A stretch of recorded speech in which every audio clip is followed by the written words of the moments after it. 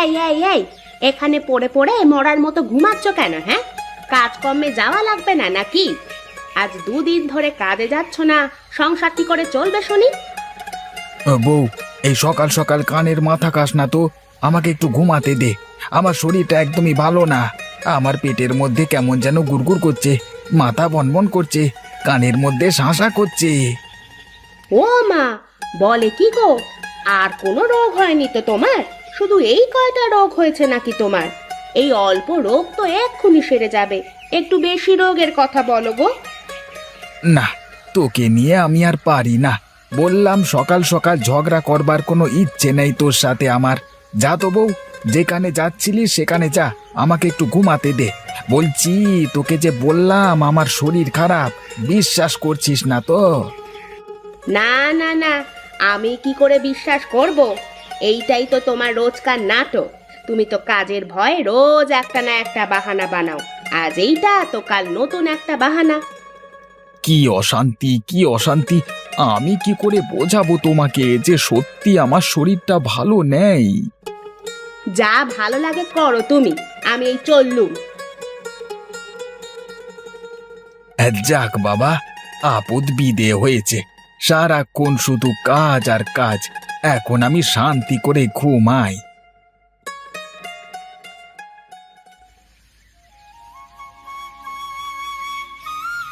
আরে মা, কেমন আছো মা? আজ কতদিন পরে আসলে আমাদের বাড়িতে। এসো এসো, ঘরের মধ্যে এসো। ভালো আছি রে মা, তোকে খুব দেখতে ইচ্ছে করছিল, তাই চলে আসলাম। আর এইদিকে একটু কাজও আছে, তাই ভাবলাম একেবারে সব কাজ সেরে যাই। ভালো করেছো মা, এসো এসো, ভিতরে এসো।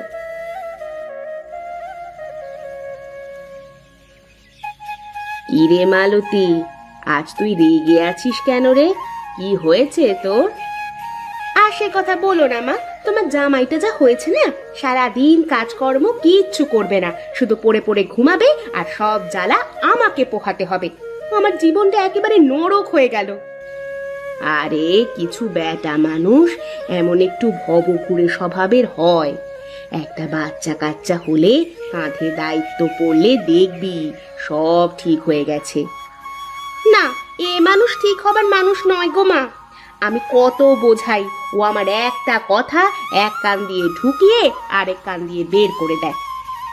আরে হবে রে হবে, কত এমন ভবঘুরে মানুষ দেখলাম, বিয়ের পর ঠিক হয়েছে, আর না হলে বাপ হওয়ার পরে ঠিক হয়েছে। জানিস, তোর বাবাও ঠিক এই রকম ছিল। তুই আমার জীবনে আসার পরে মানুষটা কেমন যেন কর্মঠ হয়ে গেল। দুনিয়া উল্টে গেলেও ঠিক হবে না মা, তুমি ওকে চেনো না তাই এমন কথা বলছো। আমি আজ 2 বছরে ওকে হাড়ে হাড়ে চিনে গেছি। আচ্ছা শোন, আমার কাছে একটা বুদ্ধি আছে, আমার কথা মতো কাজ কর, দেখবি সব ঠিক হয়ে যাবে। কি বুদ্ধি মা?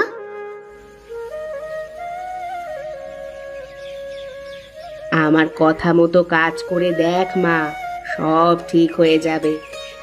ঠিক হলে তো বড়ই ভালো, আর না হলে আমাকে সারা জীবন এভাবে পরের বাড়ি কাজ করে সংসার চালাতে হবে। আচ্ছা মা, তুমি বসো, আমি তোমার জন্য জলখাবারের ব্যবস্থা করছি। না রে মা, এখন ক্ষুধা নেই, খেতে ইচ্ছে করছে না। আমি পাশের গ্রামে তোর কাকার বাড়িতে যাচ্ছি, ওখান থেকে ফেরার পথে তোর বাড়িতে 2 দিন থেকে যাব। কেন মা, ওখানে কি? একটু দরকারি কাজ আছে, আমি ফিরে এসে তোকে সব বলবো।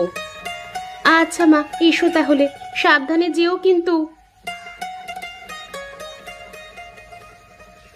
দেখি মা যা বলে গেল সেই মোতাবেক কাজ করে কি হয়।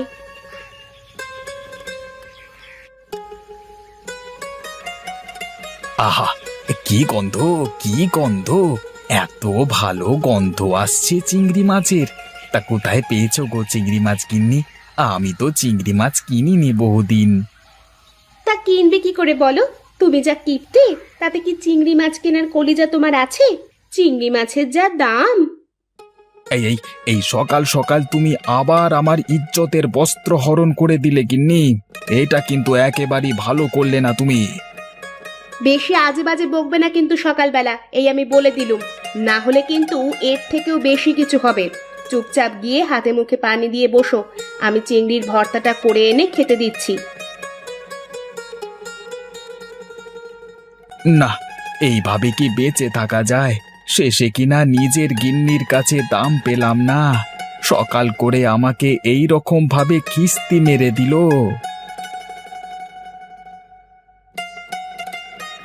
এই নাও গো, খেয়ে নাও। সারা রাত কত কষ্ট করে ঘুমিয়েছো, আবার সকালবেলা কত কষ্ট করে ঘুম থেকে উঠে হাত মুখ ধুয়ে নাও, এই কয়টা খেয়ে দিয়ে আবার ঘুমাতে যাও। না, কেসটা কি? ভাবটা তো খুব একটা সুবিধের ঠেকছে না। ডাল মে জরুর কুছ কালা হ্যায়। দেখতে হচ্ছে তো ব্যাপারটা। বউয়ের মুখ দিয়ে মধু ঝরবার কারণ কি? কি মতলব এঁটেছে বউ আমার? আচ্ছা বউ, এই চিংড়ি মাছ কোথা থেকে এসেছে সেটা তো আমাকে বললে না।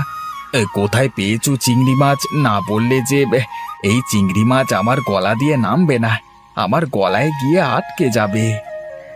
এই শোনো না, তোমার সাথে আমি এতদিন অনেক খারাপ ব্যবহার করেছি, তুমি আমাকে মাফ করে দিও। হাজার হোক তুমি তো আমার স্বামী, তোমার সাথে এমন ব্যবহার করা আমার একদম উচিত হয়নি গো। তোমার কি হয়েছে বলো তো বউ? আজ হঠাৎ এমন করছো কেন? সকালে আমাকে নিয়ে কত কিস্তি করলে, আর এখন তোমার মুখ দিয়ে মধু ঝরছে কেন? আজ সকালে মা এসেছিল, বুঝেছো? মাকে আমি তোমার কথা বললাম যে তুমি কোনো কাজ করো না, তাই মা আমাকে বুঝিয়ে গেছেন। হয়তো আমারই কোনো ভুল হয়েছে, যার কারণে তুমি এমন করছো। যদি আমার কোনো ভুল হয়ে থাকে তাহলে আমাকে মাফ করে দিও, আমি আর কোনো দিন তোমার সাথে খারাপ ব্যবহার করব না গো। আচ্ছা, এবার বুঝলাম। তার মানে মা চিংড়ি মাছগুলো দিয়ে গেছে। তা মা কোথায়? মাকে তো দেখছি না, সে কি চলে গেছে? হ্যাঁ গো, মা পাশের গ্রামের কাকাদের বাড়িতে গেছে। কাকাদের বাড়ি থেকে ফেরার পথে মা আমাদের বাড়িতে দুদিন থেকে তারপরে যাবেন। তুমি নাও, এত চিন্তা না করে খেয়ে নাও।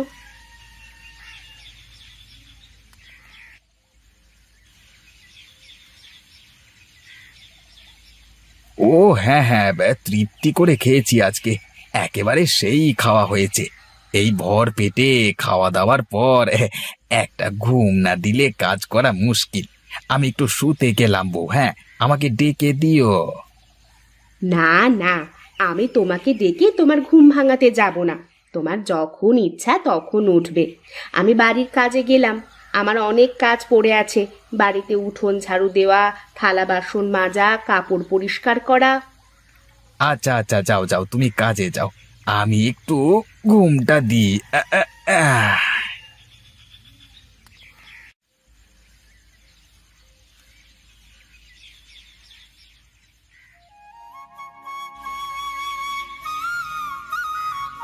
বউ, ঘরে কি আছে? চারটি দাও দেখি, কটা খেয়ে দেখি।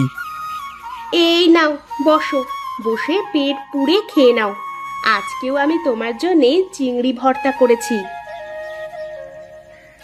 কি গো বউ, কালকে সকালবেলায় চিংড়ি ভর্তা করলে, আজও আবার চিংড়ি ভর্তা করলে, তা কারণটা কি বউ? হ্যাঁ, চিংড়ি ছাড়া কি আর কিছু রান্না করতে পারছো না? এই চিংড়ি মাছ কি প্রতিবেলা খেতে ভালো লাগে? ঘরে তো তেমন কিছুই নেই, কটা চাল পড়েছিল, তাই সিদ্ধ করে রেখেছি। আজ দুদিন তোমাকে ভাত খাইয়ে আমি পানি খেয়ে শুয়ে পড়ি, কিন্তু দেখো আজ চালটাও শেষ হয়ে গেল।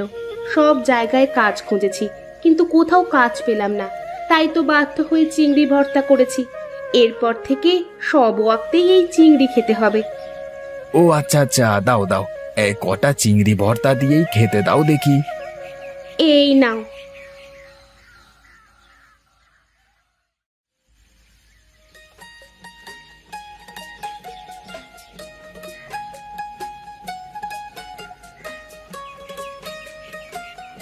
মানুষ নাকি জব্দ হয় না, আজ তোমাকে আমি চিংড়ি মাছের ভর্তা খাইয়ে জব্দ করে ছাড়বো।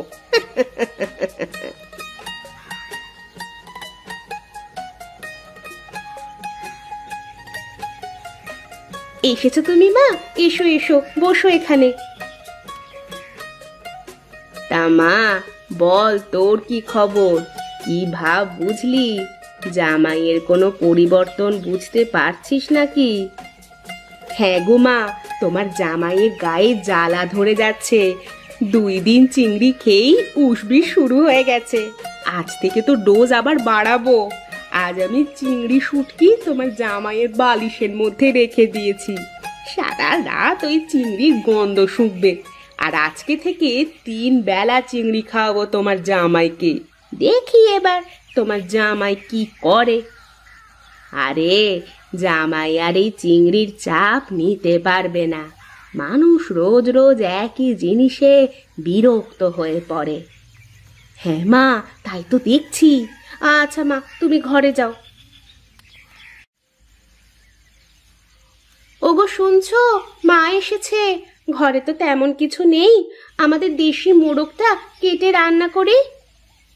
যাও যাও, অনেকদিন দেশি মুরগি খাই না। তুমি বেশ ভালো করে জম্পেশ করে রান্না করো তো, আজকে জমিয়ে খাবো। ওগো, মা তো 2-4 দিন থাকবে।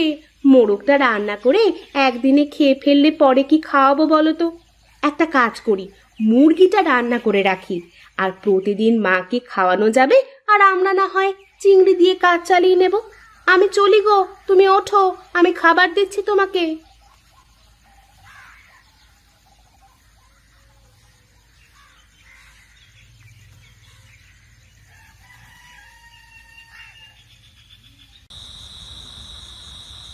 বউ, ঘরে কি আছে দাও দেখি, কটা খাই।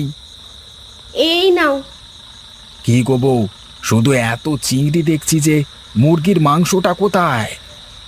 মুরগির মাংস তো মা খেয়েছে, আর একটু আছে, সকালে মাকে দেব। না, এইভাবে আমি সারা দিন এই চিংড়ি ভর্তা খেতে পারছি না বউ। আমি আর অমন করব না, আমি কাল থেকে কাজে যাব। সত্যি তুমি কাজে যাবে? হ্যাঁ হ্যাঁ, আমি কাল থেকে প্রতিদিন কাজে যাব। আমি তোমার এই চিংড়ি ভর্তার কাছে হার মেনে গেলাম গো বউ। মানুষ নাকি জব্দ হয় না।